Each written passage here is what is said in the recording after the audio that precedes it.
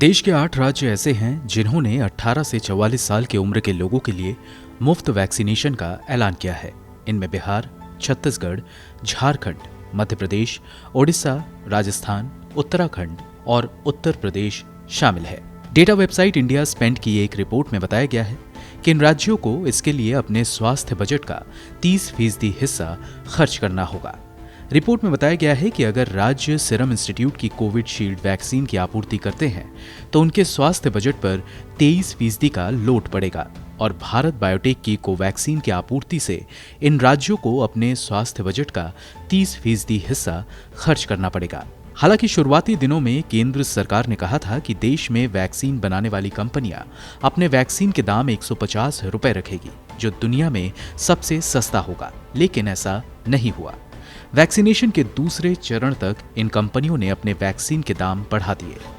मसलन serum institute Covishield vaccine के लिए प्रति डोज 300 रुपए वसूल रहा है और भारत बायोटेक की वैक्सीन प्रति डोज के हिसाब से 400 रुपए में मिल रही है।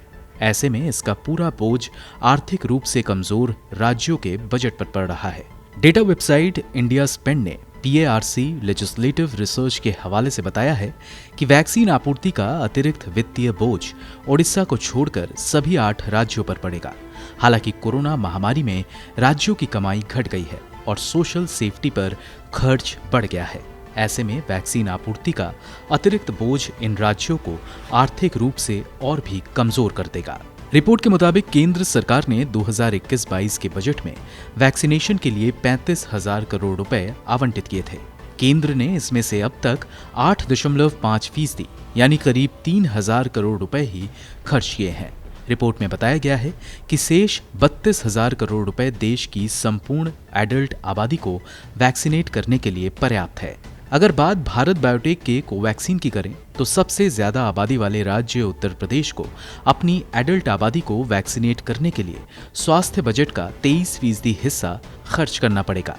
मसलन राज्य के स्वास्थ्य बजट पर 2,000 से 7,620 करोड़ रुपए तक का बोझ पड़ सकता है। इसी तरह बिहार को अपने स्वास्थ्य बजट का करीब 30%, झारखंड को 29.34%, मध्य प्रदेश को 24.55% और उत्तराखंड को करीब 13% खर्च करना पड़ सकता है। डेटा वेबसाइट ने एक स्वास्थ्य अर्थशास्त्री के हवाले से बताया है कि उत्तर प्रदेश को अपनी पूरी आबादी को वैक्सीनेट करने के लिए 15,000 करोड़ रुपए की जरूरत पड़ेगी।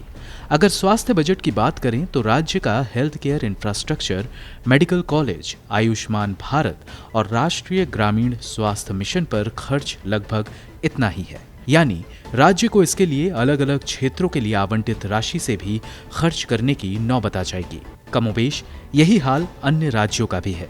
राज्यों की आबादी के हिसाब से उनका स्वास्थ्य पर खर्च कम है।